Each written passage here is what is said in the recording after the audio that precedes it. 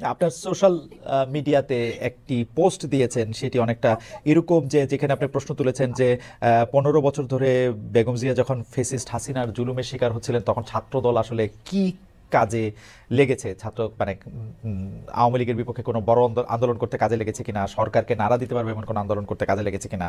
যদি না হয়, আপনি প্রশ্ন করেছেন ছাত্রদলের পেশি শক্তি বিএনপির কোন কাজে লাগে, মানে বিএনপির কোন কাজে ছাত্রদলের পেশি শক্তি লাগে। আমি এই প্রশ্নটার ব্যাপারে আপনি নিশ্চয়ই 1-2 মিনিট বা 30 সেকেন্ড একটু মন্তব্য করুন। আমি এই প্রশ্নটা এমনও করতে চাই, জামায়াতের জামায়াতের কোন কাজে শিবিরের পেশি শক্তি লাগে, ডক্টর মির্জা জি গালিব। খালেদ ভাই, ধন্যবাদ। প্রথমে ধন্যবাদ আমাকে ইনভাইট করার জন্য, এবং বাকিবুল্লাহ ভাই, nice to have you here. আমি আমি যেটা লিখতে চেয়েছি, এবং যেটি খালেদ ভাই আপনি প্রশ্নটা তুলেছেন, আমি যদিও ছাত্রদলকে সামনে রেখে এই প্রশ্নটা তুলেছি, কিন্তু ইকুয়ালি এই প্রশ্নটা ভ্যালিড ও জামাত ইসলাম এবং ছাত্র শিবির, যে ছাত্র শিবিরের পেশি শক্তি জামাত ইসলামেরও কাজে লাগে কিনা। তো ফ্রেমওয়ার্কটা কি দেখেন, ফ্রেমওয়ার্কটা হলো যে বাংলাদেশে ছাত্র রাজনীতি সম্পর্কে আমাদের একটা পারসেপশন আছে। পারসেপশনটা হলো যে বড় রাজনৈতিক দল তারা চিন্তা করে যে ছাত্র সংগঠন যদি ক্যাম্পাসে স্ট্রংলি অপারেট করে, তারা যদি শক্তিশালী হয়, এই যে তাদের পাওয়ার পলিটিক্স, এই পাওয়ার পলিটিক্স তাদেরকে ক্ষমতায় থাকাকে নিশ্চিত করে, এবং তারা যদি বিরোধী দলে গিয়ে স্ট্রাগল করে, এই পাওয়ার পলিটিক্স তাদেরকে হেল্প করবে। এই পারসেপশন থেকে ছাত্র রাজনীতিকে বড় রাজনৈতিক দলগুলো প্যাট্রোনাইজ করে। আমি বলতে চেয়েছি দুইটা জিনিস। এক, যে বাংলাদেশের সমসাময়িক রাজনীতি যদি আপনি দেখেন, এবং বিশেষ করে জুলাই অভ্যুত্থানের ডক্টর পরবর্তী, গালিব, ডক্টর গালিব, আপনি কি আপনার, আমি বুঝতে পারছি না যে আপনার কথা আবার শোনা যাচ্ছে, আপনি কি আপনার ল্যাপটপের সাউন্ডটা একটু মিউট করে রাখবেন? মিউট করলে কি শোনা যাবে, নাকি সাউন্ডটা অফ করে মানে মিনিমাম করে রাখবেন কিনা, যেহেতু আচ্ছা, আমার এখানে কি ইকো হচ্ছে? এখন ঠিক আছে, এখন ঠিক আছে, এখন বলেন। আমরা আমরা আসলে জি, আপনি কন্টিনিউ করবেন। আচ্ছা, সরি, জি ধন্যবাদ। তো আমি যে প্রশ্নটা তুলতে চেয়েছি সেটা হলো এই ফ্রেমওয়ার্কটা ভুল।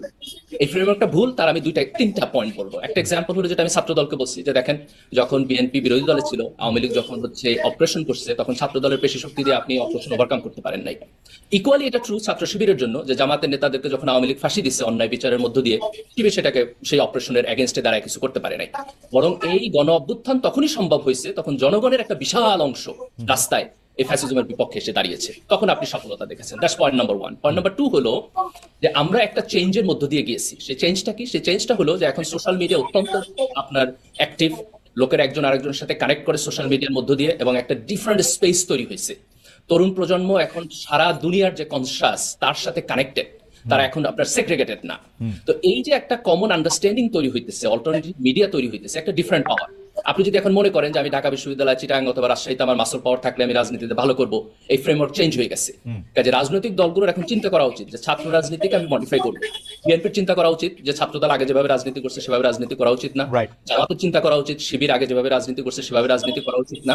বরং আমরা এখন এমন একটা রাজনৈতিক ফ্রেমওয়ার্কে যাব যেখানে কেউ মাসল পাওয়ার দেখাবে না, যেখানে বিশ্ববিদ্যালয় ক্যাম্পাসে কোনো ছাত্র আরেকজন ছাত্রকে ফিজিক্যালি টর্চার করবে না। এটা একটা অসভ্যতা, এটা একটা criminal offence. You can't do that. বিশ্ববিদ্যালয়ের শিক্ষক এবং প্রক্রিয়াল বডি এবং কালেক্টিভলি তার অ্যালামনাইদের ভূমিকা পালন করতে আচ্ছা, হবে। বিশ্ববিদ্যালয় ক্যাম্পাসে কেউ আপনার সাউন্ডটা মানে ডক্টর গালিব, আপনার সাউন্ডটা মানে ঠিক করতে হবে, কারণ আমি এখনো একটু নয়েজ পাচ্ছি। এটা মানে ঠিক করা হবে, ঠিক করতে সাহায্য করবে আপনাকে। কিন্তু আপনি যদি একটু চট করে একটু বলে নিতেন, আমরা বাকিকে শুনতে শুনতে আপনার এটা নিশ্চয়ই এটা ইয়া হবে। আপনাকে জাস্ট আমি একটু জানতে চাই যে আপনি এখন স্পষ্ট বললেন যে এই পেশি শক্তি আসলে ছাত্র শিবিরের পেশি শক্তি আসলে জামাতের কোনো কাজে লাগে নাই, বা আসলে লাগেও না কাজে, এটা ফ্রেমওয়ার্কটাই আসলে চেঞ্জ করতে হবে। আপনি যখন স্ট্যাটাসটা দিলেন তখন যে শুধু ছাত্রদলের কথা উল্লেখ করলেন, এটা তো আপনি ডেলিভারেটলি করছেন, তাই না? ছাত্র শিবিরের কথা যে আপনি বলেন নাই সেটা তো ডেলিভারেটলি করছেন। এই এই যে বিভক্তিটা, এই বিভক্তিটা আপনি মানে ইচ্ছা করে করছেন না, মানে দেখানোর জন্য করছেন না, মানে না না না, অফকোর্স না। এটা একটা প্রাসঙ্গিকতা। কুয়েটের প্রসঙ্গে যেহেতু সেখানে ছাত্র দলের ইস্যু ছিল, আমি স্পেসিফিক ভাবে ছাত্র দলকে উল্লেখ করছি কুয়েটের ঘটনার প্রেক্ষিতে। এবং আপনি যদি আমার ফেসবুক স্ট্যাটাসে যান তাহলে দেখবেন যে যে প্রশ্নটি আপনি করছেন, হ্যাঁ। অনেকে সেই প্রশ্নটি করছে, এবং আমি কমেন্টে খুব ক্লিয়ারলি লিখে দিছি যে একই ফ্রেমওয়ার্ক ছাত্র শিবিরের জন্য প্রযোজ্য। ওকে, কিন্তু আপনি স্ট্যাটাসটার মধ্যে, আচ্ছা, এইটা একটু না, আমি প্রশ্নটা, ডিসক্রিমিনেশন করি নাই, আমি কুয়েটের ঘটনার প্রেক্ষিতে আচ্ছা লিখছি। ঠিক আছে, কুয়েটের ঘটনার প্রেক্ষিতে, যে কুয়েটের ঘটনার প্রেক্ষিতে আমি এখন আমার আমার টেবিলে যে এখন বিডি নিউজ 24.com এর একটা নিউজ, সেটার মধ্যে হচ্ছে ফেসবুকে মন্তব্যের জেরে এমসি কলেজের শিক্ষার্থীকে পেটালো ছাত্র শিবির, এইটা কি আপনার নজরে পড়ছে? যে এটা নজরে আমি পড়ছে, আজকে সকালে আমি বেশ কয়েকজনের সাথে কথা বলছি যে ঘটনা কি ঘটছে, খুব হ্যাঁ, সম্ভবত এখানে শিবিরের সংশ্লিষ্টতা থাকতে পারে। আমি এই প্রোগ্রাম শেষ করে এটার ব্যাপারে স্ট্যাটাস দিব। Okay, thank you so much doctor Ghalib, আপনি আমাদের সঙ্গে মোরাল থাকবেন। Standard is moral standard, Khaled okay, ভাই, ডাজন্ট ম্যাটার না whether না, this is ছাত্র দল, আমরা ছাত্র শিবির or whoever it is. আমরা আপনার কাছে আশাও করি। এটা আপনার আপনার আওয়াজটার ব্যাপারে Ashis, can you take care of this noise and thing please.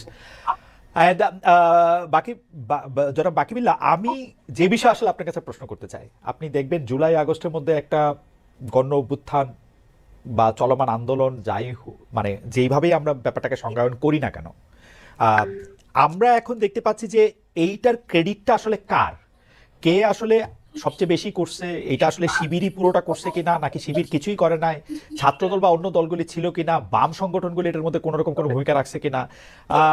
বেশিরভাগ জনই এরকম বলতে চেষ্টা করতেছে শিবির করছে অনেক বেশি, বৈষম্য বিরোধীদের কতজন ছিল তারা আসলে আদতে হয় শিবির নইলে ছাত্রলীগ, আর বেশিরভাগ হচ্ছে জনগণ, এর মধ্যে ছাত্রদল বা বামদের উপস্থিতির কথা আসলে অত আমরা এটা শুনতে পাচ্ছি না।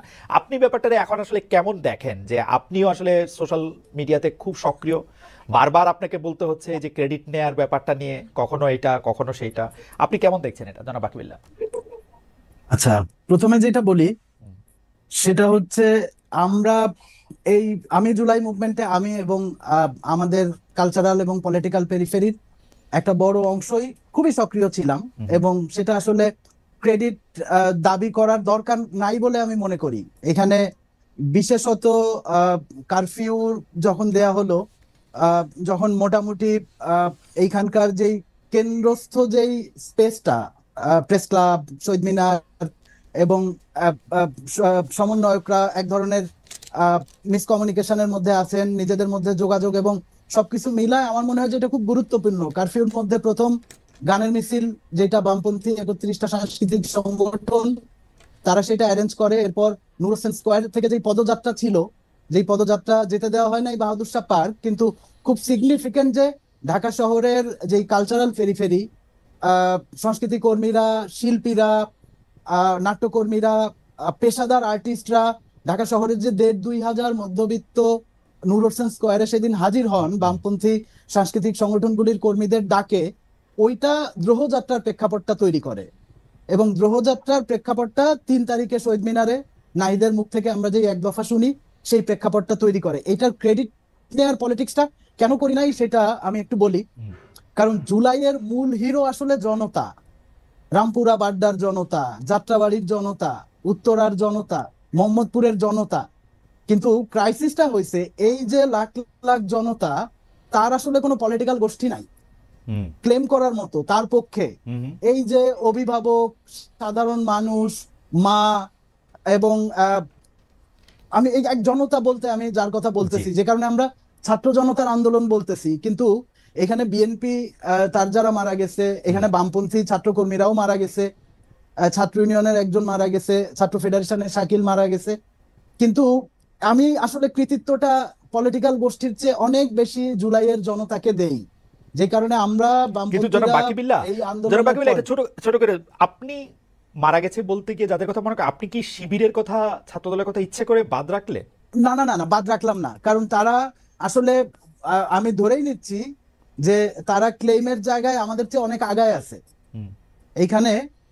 কারণ মূল বিরোধী দল তারা, এবং বিরোধী দল হিসেবে বেশি সংঘাত এবং নিপীড়নের মধ্যে এখানে এই দুইটা রাজনৈতিক দল ছিল, এবং পাওয়ারের কনফ্লিক্টের মধ্যে তারা ছিল। বাকিরা আমরা ধারাবাহিকভাবে আমাদের আন্দোলন ছিল। আমি নিজে 2018 কোটা আন্দোলনের সময় গ্রেপ্তার হয়েছি, এবং আমরা ওই আন্দোলনে বামপন্থীরা যেই বুদ্ধিভিত্তিক, বিশেষ করে বিশ্ববিদ্যালয়ের বামপন্থী শিক্ষক নেটওয়ার্ক, এবং আমি মনে করি যে এগুলো খুব গুরুত্বপূর্ণ ছিল। কিন্তু আমাদের এই পলিটিক্যাল ডিফারেন্স যেই জায়গায়, সেই জায়গায় আসলে আমাদের এই চর্চা নাই।